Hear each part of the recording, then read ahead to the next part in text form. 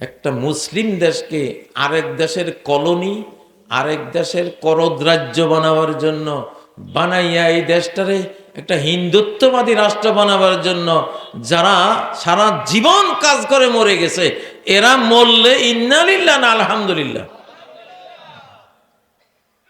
ইন্না লিল্লাহ। আমি এটা কোনো নফল ওয়াজ করতেছি না, এটা ফরজ। ইন্না লিল্লাহ। আমরা সবাই তো আল্লাহরই।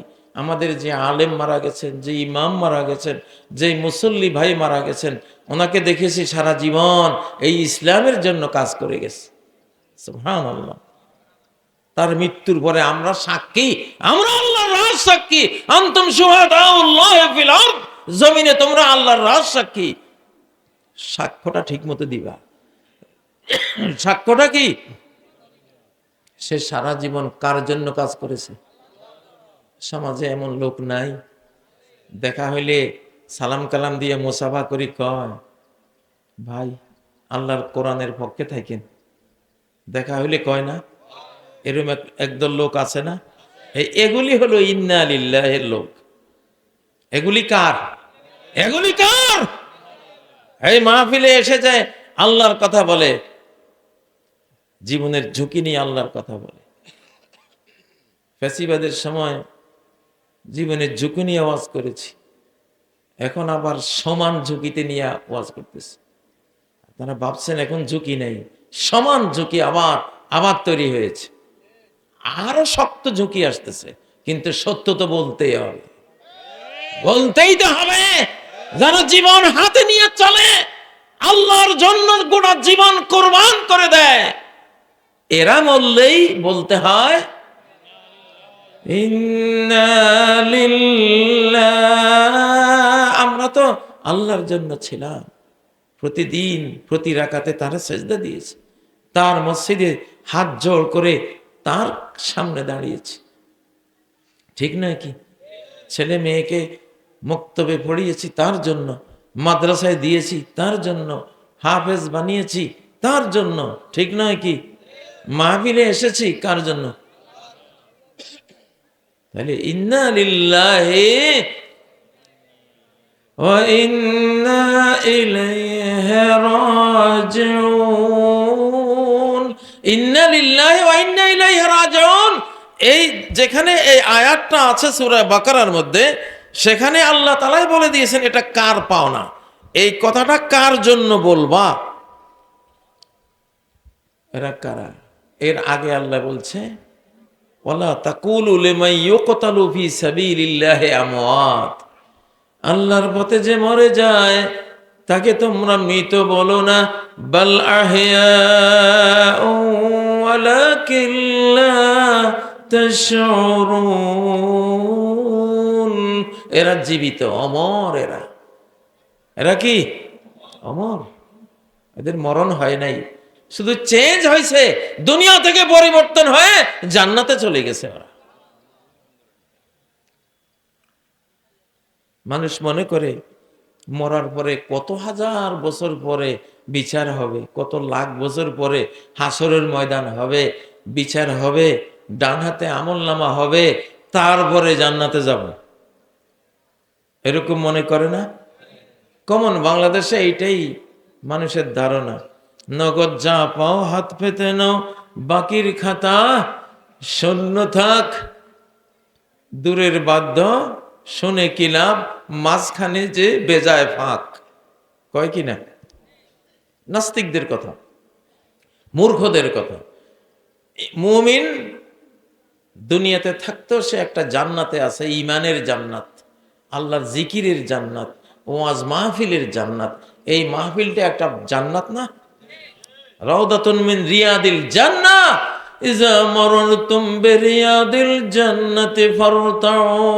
জান্নাতের বাগানের পাশ দিয়ে যখন যাবে তখন ফলমূল খেয়ে যেও। সাহাবীরা জিজ্ঞাসা করলেন, ইয়া রাসূলুল্লাহ ওয়া মা রিয়াদুল জান্নাহ, জান্নাতের বাগান কোথায় পৃথিবীতে? তিনি বললেন হেলাকুজ জিকির, জিকিরের, ওয়াজের, কোরআনের, তাফসীরের, আল্লাহকে নিয়ে আলোচনার যত মজলিস পৃথিবীতে হয়, এগুলি প্রত্যেকটি জান্নাতের বাগান। আর এগুলিতে একটা কালেমা শোনা মানে তুমি তোমার রূহ একটা জান্নাতের খাবার খাইলো, গেজায়ে রুহানি গ্রহণ করলো, ঠিক নয় কি? মুমিন তো তার ইমানের জান্নাতেই থাকে। মৃত্যু হয় মানে সে দুনিয়ার এই হায়াত থেকে, হায়াতে তয়্যিবা থেকে আরেক হায়াতে চলে গেছে।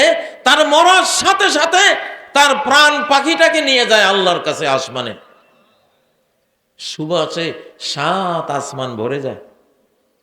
সব ফেরেশতারা গ্রান নেয়ার বলে, মা হাজিহির রিহ তয়্যিবা, এই সুবাস কোত্থেকে আসে?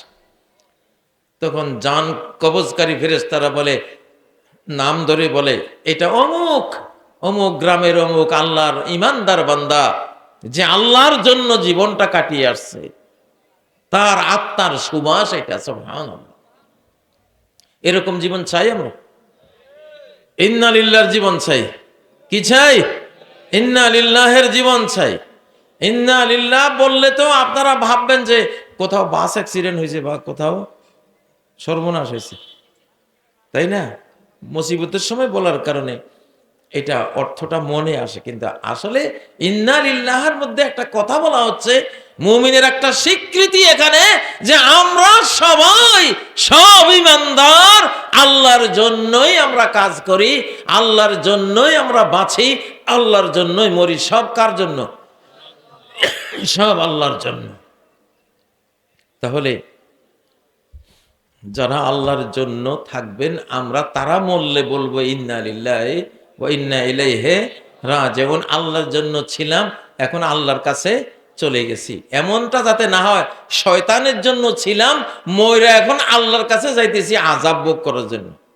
কারণ যে শয়তানের জন্য ছিল, মইরা যদি আল্লাহর কাছে যায়, শয়তান তো আর যাবে না। তখন আল্লাহ তোমারে পাইলে ওয়াজাদাল্লাহা ইনদাহু ফাওয়াফাহু হিসাবা, যাইয়া দেখে যে ওখানে আল্লাহ। কিরে, ছিলাম তো ইবলিসের জন্য, ছিলাম আল্লাহর দ্বীনকে কিভাবে উৎখাত করা যায়, আল্লাহ শরিয়ার আইন কিভাবে উৎখাত করা যায়, আল্লাহ শরিয়ার আইন যারা চায়, যে আলেম ওলামা, যে ইসলামী দলেরা চায়, তাদের কিভাবে খুন করা যাবে, তাদের কিভাবে অপমান করা যাবে, আমি ছিলাম তো এইসব কাজে, আল্লাহর বিরুদ্ধে ছিলাম। এখন মরার পরে দেখি আল্লাহর সামনে। আল্লাহ কয়, আয় পাইছি তোরে আজকে। আল্লাহ তার হিসাব কড়ায় গন্ডা সেদিন মিলাই দিবে, মিটাই দেবে তার কবরের আযাব, জাহান্নামের আযাব দিয়া, যে পাইছি তোরে আজকে। ঠিক না বে ঠিক? তাহলে যে আল্লাহর জন্য ছিল না, সে মরলে কি বলবেন? আলহামদুলিল্লাহ।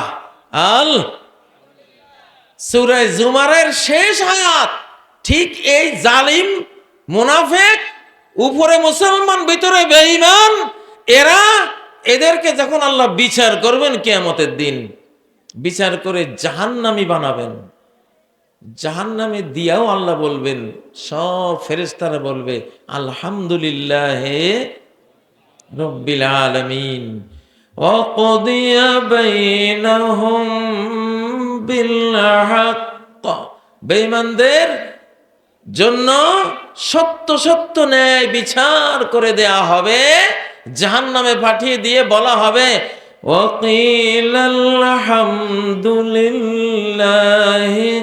রাব্বিল আলামিন। আর সবাই হাসরের ময়দানে বলবে যে এরা জাহান্নামে গেছে, বেঈমানরা, আল্লাহ এদের জাহান্নামে যাওয়াটাই ন্যায় বিচার হয়েছে, আলহামদুলিল্লাহ রাব্বিল আলামিন। ঠিক আছে? এইবার আপনারা চিন্তা করেন যে ইন্না লিল্লাহের মধ্যে যে কথাটা বলা হয়েছে যে আমরা সবাই আল্লাহর, আসলেই তো আমাদের সারা জীবন কার জন্যই থাকা উচিত? জোরে বলেন, কার জন্য? কার জন্য? আল্লাহর জন্য। আলহামদুলিল্লাহ, বাংলাদেশে এটা শুরু হয়ে গেছে। আমাদের যুবক তরুণ তরুণী ভাই বোনেরা নারায়ে তাকবীর স্লোগান দিয়ে জয় বাংলারে একেবারে দাফন করে দিছে, ঠিক না? তো নারায়ে তাকবীর কারা বলে? যারা আল্লাহর জন্য। যারা কার জন্য? বুঝে আসছে? ও ভাইয়েরা, আমরা এই কোরআন আমরা পাইছি, এটা আমাদের হেদায়েতের জন্য আসছে। কিসের জন্য? পৃথিবীতে সবচেয়ে বড় সম্পদ হলো হেদায়েত, সবচেয়ে বড় পাওনা হলো হেদায়েত, সবচেয়ে বড় ব্যবসা হলো হেদায়েত। সঠিক জ্ঞানটা পাওয়া যে আমি পৃথিবীতে কি জন্য আসলাম, কি জন্য আসলাম? কৃষিকাজ করার জন্য পৃথিবীতে আসছি। জীবনের লক্ষ্য কি? কৃষিকাজ। জীবনের লক্ষ্য কি? ডাক্তার হওয়া। জীবনের লক্ষ্য কি? আমার প্রফেসর হওয়া। জীবনের লক্ষ্য কি? এমপি, মন্ত্রী, প্রেসিডেন্ট হওয়া। জীবনের লক্ষ্য কি? ব্যবসায়ী হওয়া। স্কুল কলেজে কি শেখায় আমাদের? এমএ পাস করার পরে ফার্স্ট ক্লাস ফার্স্ট হয়েছে, সাংবাদিকরা তার সামনে মাইক্রোফোনগুলো ধরে, তোমার জীবনের লক্ষ্য কি? সে বলে আমার জীবনের লক্ষ্য আমি একজন ইঞ্জিনিয়ার।